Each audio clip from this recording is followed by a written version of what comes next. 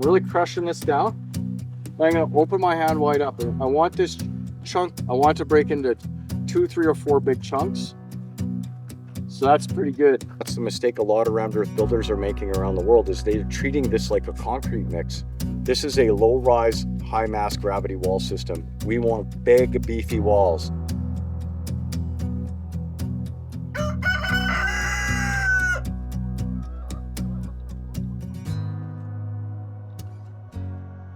Okay, let's talk about it.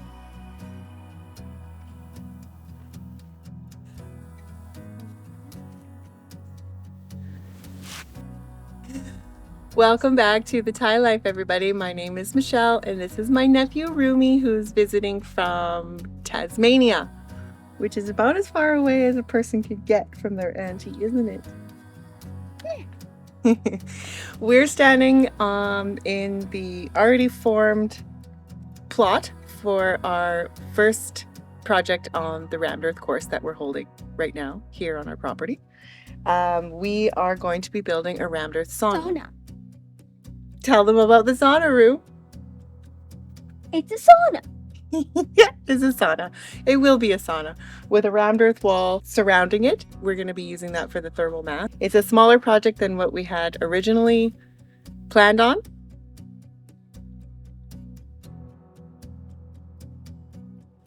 There's more on that later, but we're going to be taking you through the whole process of building a Rammed Earth wall from start to finish, including starting with your samples and learning how to build and make Rammed Earth. So we hope that you enjoy this series. It will most likely be a multiple amount of videos that we'll be putting out, and Rumi's here for a couple of weeks, so he's going to be starring in our show a little bit, as much as he wants to or can. And yeah, we hope that you enjoy, and please drop us a comment or let us know if you have any questions in the comments. And thanks for watching. Huh? Did you just tell him? Yeah, I just did it all.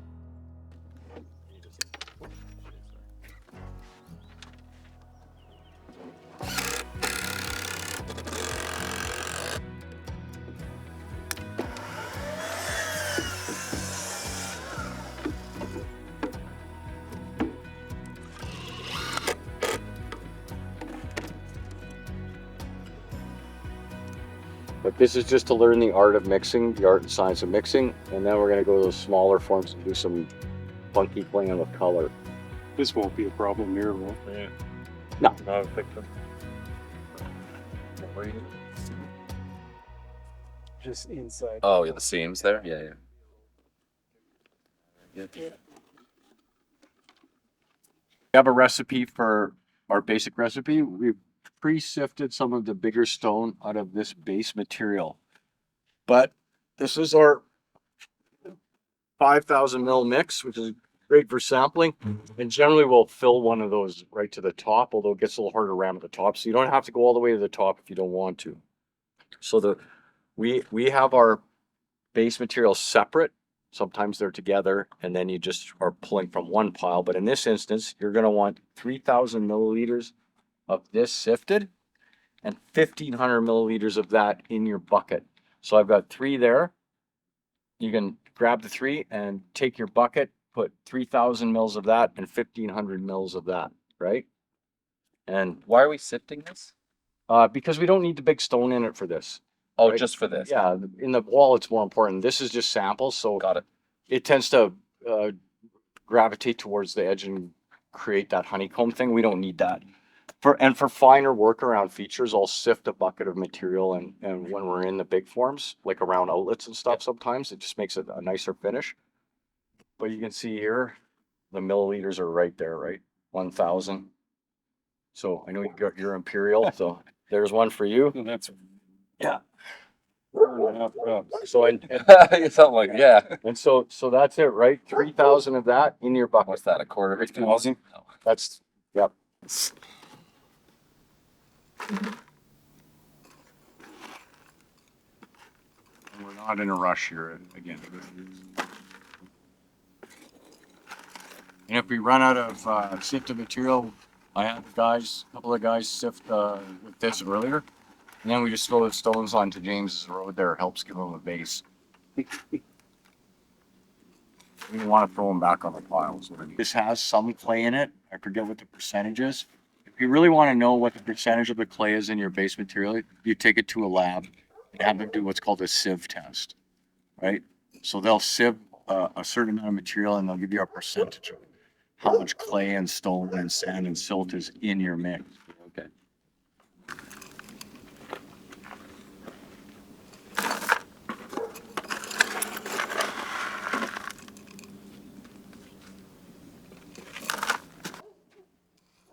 %90 of 5,000. 4,500. Right. So 10% of 5,000 is in. Sorry, I'm trying to measure and do math, but I'll tell you. 10% of 5,000? 500. So what you need now is 500 milliliters of cement or 10% from that bag into your bucket. Then you can use that right there. Shit, I forgot what I just put in there. All these numbers. You probably put 1,000 in, right? And now you need 500. Yeah, try not to breathe that in.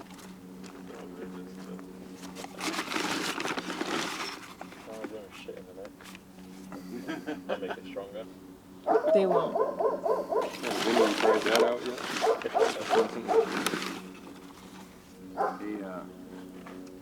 So this here we're mimicking at a larger level how we dry mix, right? And I'll just use your lid for a second for an example. I just do it. So the best way to do this is to not slap the lid on completely. So just do this and we agitate on the ground so you don't hurt your back. And you just quick just like this. Spin the bucket, jerk like this. You want that to completely mix. Sometimes I'll pick it like this and hold that in the crook of my arm. Remember the lid's not on tight, right? And you can do the washing machine mix. And the last thing I'll do is you can also look and roll like this. And ultimately you can use your hand to complete mixing, right? And so you want to get that all thoroughly mixed. If you don't want to put your hand in there, I got gloves. What, actually completely close the lid. Because it's a hell of a getting it off.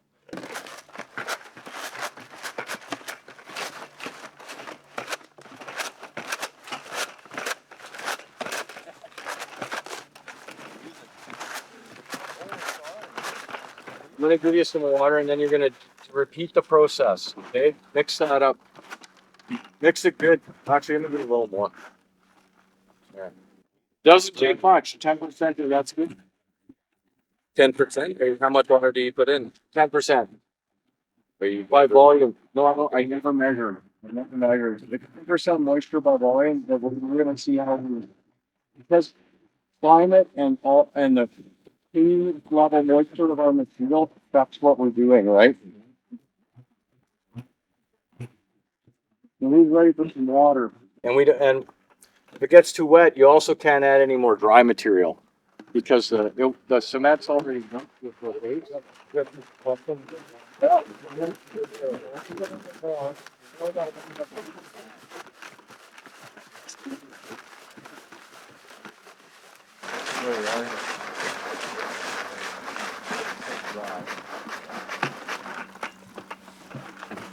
I don't care if we're a little wet this time, but I'd like to get one perfect to show you guys. Really?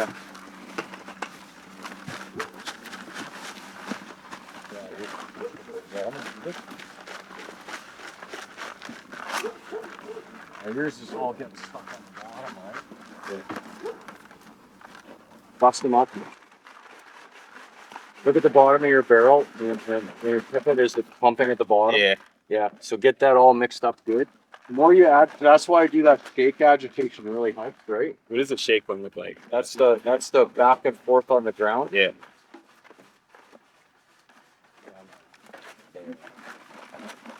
I think we're still a bit dry. Yeah, you're a bit dry yet. You want it to stay together when you poke it? I want it to break into 3 or 4 large clumps. I think yours feels wetter than his. So first is feel. Second is visual. If it's glistening, you have too much water. That glistening again. And you make a snowball and you open your hand full up. I don't hold it like that. And you gently poke it. What do we get? 3 pumps. Yeah, we're not worried about the little stuff. We're broken 3. So you're perfect. Slap your lid on it. Again, what we're doing, guys, is we're making a snowball with our hand. Okay? I'm gonna really crush this. So watch what I'm doing here. I'm really crushing this down. I'm gonna open my hand wide up. And I want this chunk, and watch how much pressure I use to break it. I want it to break into 2, 3, or 4 big chunks.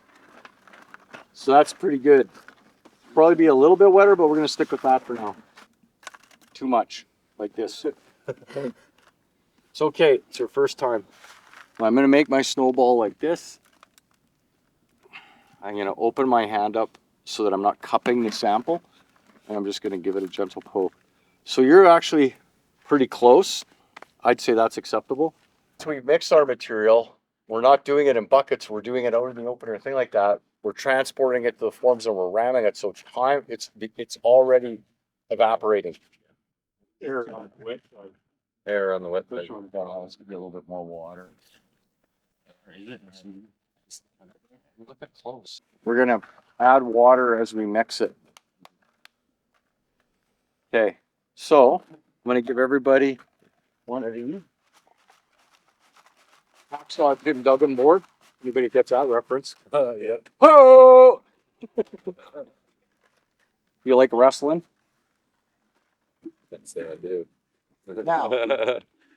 As a rule, just as a rule of thumb, we're getting about somewhere in the neighborhood of 30% compression, 30 to 40% compression. So we want to put in, oh, that's not mine. So you're going to bring your sample box or your mix. Okay. And we're going to put some in. Now, when we do a big wall, we're trying to bounce the aggregate, bounce the big stuff away from the wall, but we don't have to worry about it here. So I would put in, 3 to 4 inches of material. You can even do it this way.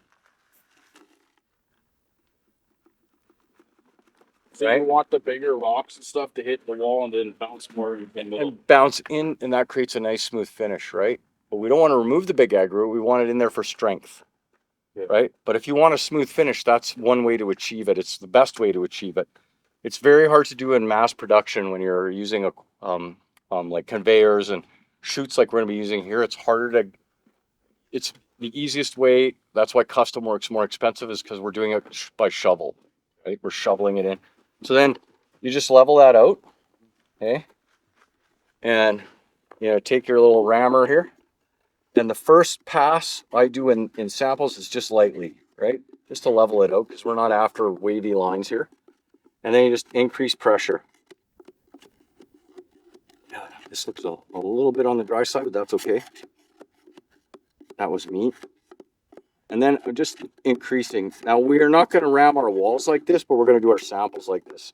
So when rammed earth achieves its desired density through ramming, your tamper will ring.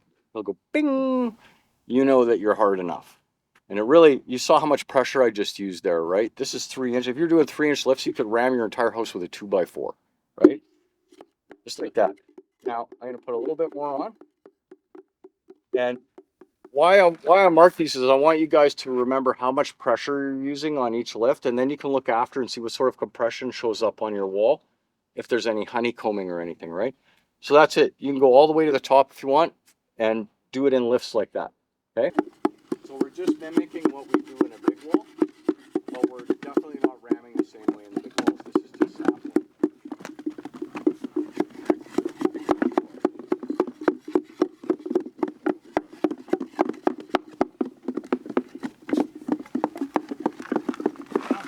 Let me have a look. I always double check everybody. You're looking at it, that feels like perfect. Right? And visually, I don't see any glistening, so we're almost at the glisten point. Right? Now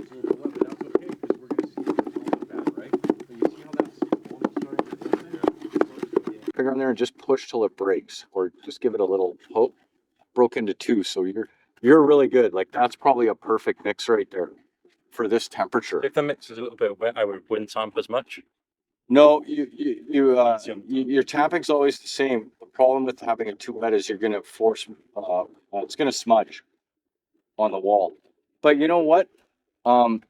That's an acceptable wall, and some people don't mind the smudging. Like aesthetics are a personal thing, right? You may choose to do smudging.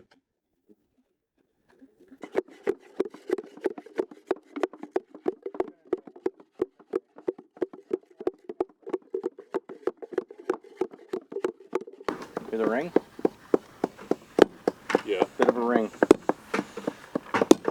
Not as much as you'll hear on the wall, but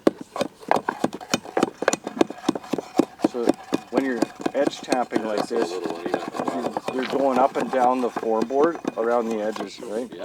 Now this is so small, we don't have any loose middle material, but you'll see that in the wall that we want that loose middle material there so that the next lift we put in bonds to the one below it. Yeah, okay. If you tap this completely flat, you're creating a cold joint, which won't bond completely with the layer below it. And that's a mistake a lot of rammed earth builders make. They try and just make it as smooth They as tap possible. the whole thing flat, right? The smart ones don't, or the really experienced ones don't. Now, in the great scheme of things, structurally, does that matter? Probably not. But I want a monolithic, completely bonded wall. It's why we attempt to complete a wall section in one day, so we don't have any cold joints, and it's why we do smaller wall sections. So we have control joints everywhere and complete walls. Yeah. Makes sense. That's going to produce longevity, right? Yeah. Yeah. There. Hear it? Yeah. When you hear that, you're plenty hard on the tapping. And when you hear it with the pneumatic tamper as well, you'll hear it. Even on the loose material, when it's compressed enough, it'll ring like that. Yeah, okay, cool. We Yeah. call it rammed earth singing. Remember singing, yeah, cool. Right?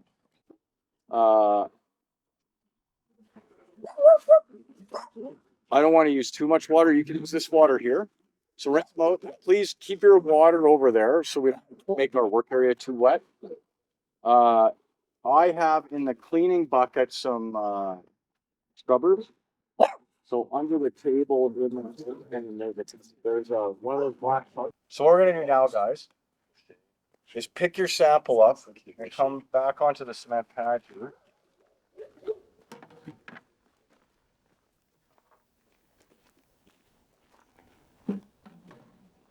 Because we can immediately pull one side off to assist in speeding up the drying and to see what our work was like.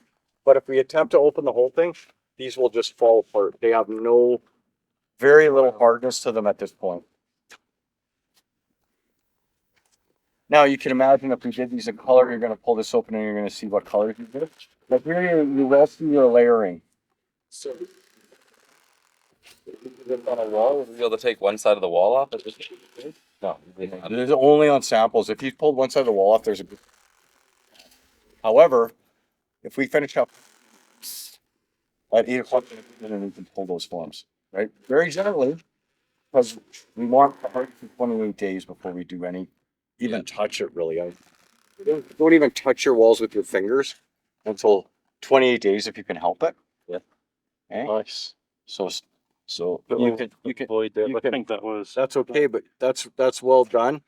It doesn't look too bad wetness wise. I don't really see any smudging. Do you guys?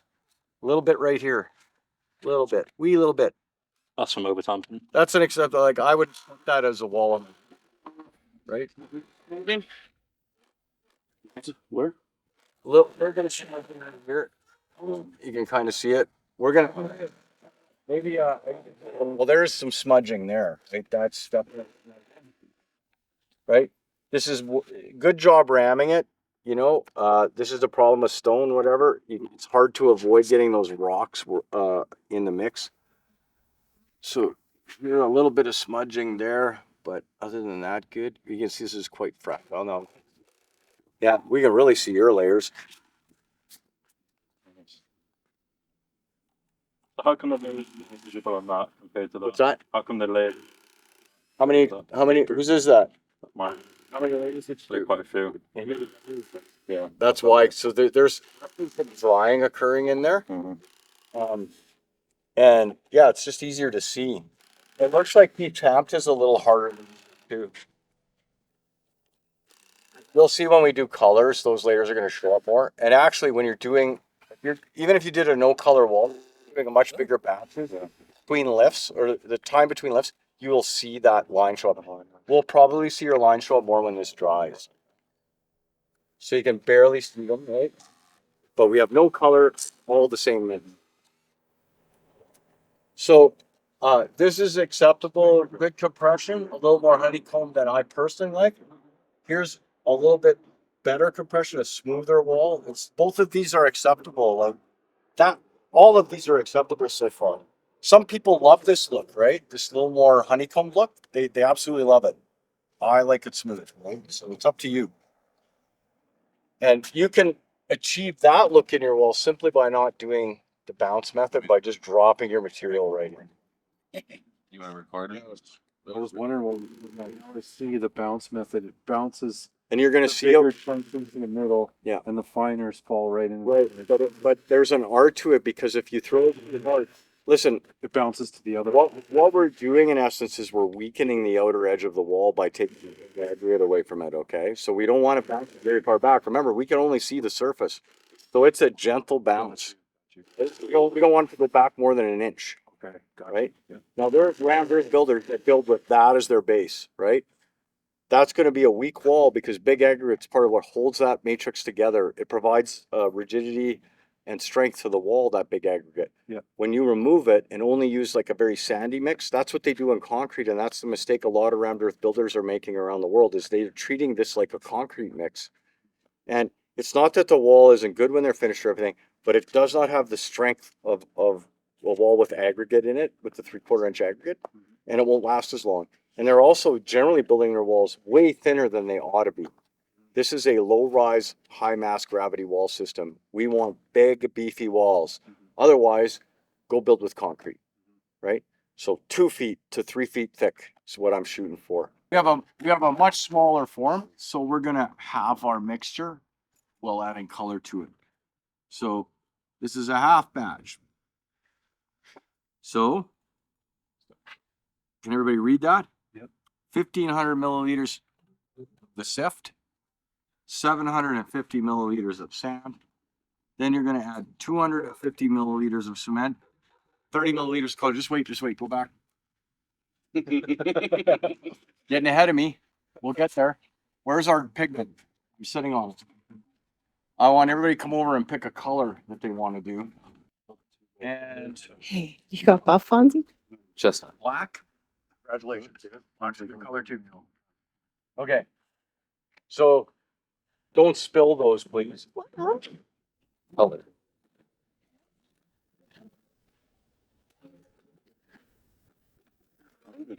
I'm going to show you how to measure pigment out because we want to be pretty exact on this. The reason I use the metal ones is the same reason I use the glass, is that the plastic ones wear out. So these are both imperial and metric. That's 15 milliliters. So we need, what did I say? 30, 20 to 30, but let's do 30. It's a little bit more brilliant. So when you're getting your pigment out, you want 30, and this is 15 mil, is completely level. So you scoop it in and you brush it off, right?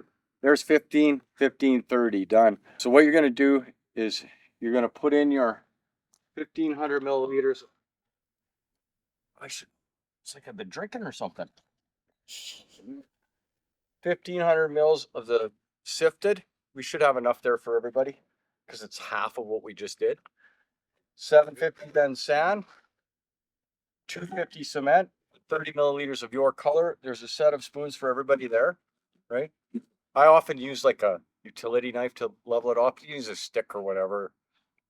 Better, although that stuff won't stay on your clothes, it will get all over everything if you're not careful. So remember, we're putting all of this in dry in that order, right? And then we're gonna mix all that dry, and then we're gonna add our water. I'm gonna let you guys do it. You know how wet it needs to be now, right? Roughly. So this is about you experimenting, me letting you go. this is the time when it's okay to make a mistake, right? So that's the batch. You're in charge of your own batch. When you're done mixing, when everybody's done, we're going to finish roughly about the same time because you're going to put your own water in too, okay? Then feel free to take an inch of your color, an inch of somebody else's color, an inch of somebody else's color, right? And do multiple colors if you want. Or you can, you know, and they can be as thick or as thin as you want. You can go up to about 3 inches here, which is about half of that thing. And it's going to crush down to about 2, right? So you'll get 3 layers like that, but you can sauce the samples. You can go a little smaller, however you want. Doesn't matter. It's up to you.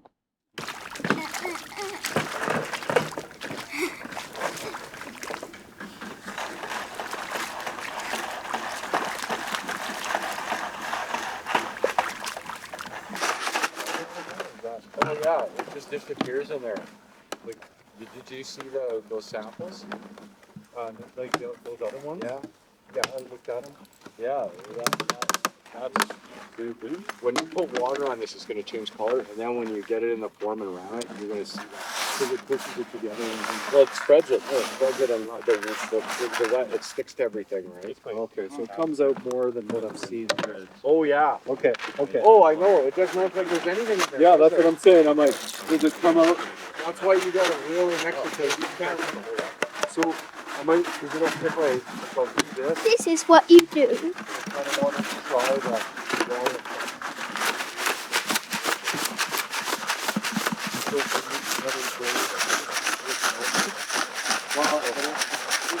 Clyde's asleep in the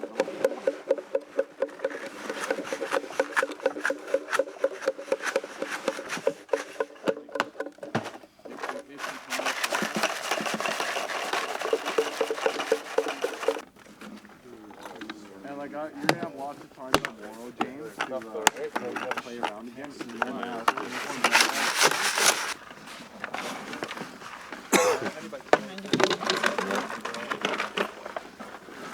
Going with the small one. Thanks.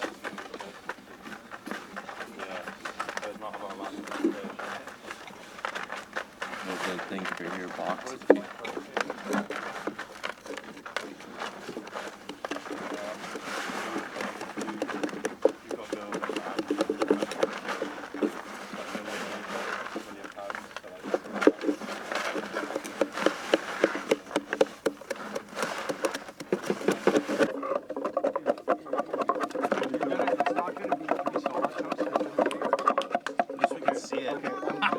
Yeah. I don't like that. Visually good. Mixed really well. And what color do you have? Yellow. That would piss me off. Oh, you have the gold, yeah. You can't even see it, but I'm telling you, once it dries, you'll see it. Yeah, sure. You want to take it? Yeah, flatter. Straight up and down. This has definitely got way more You can clean it up, Bonzi. Bonzi, Yeah. did you say? Bonzi. Bring it over here. On the set. Show me I'm actually, just in case I drop it.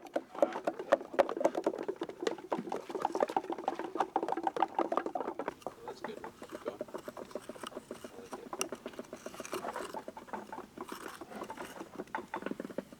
I'll just sink the bucket aside if I know I'm near the top or 2 buckets.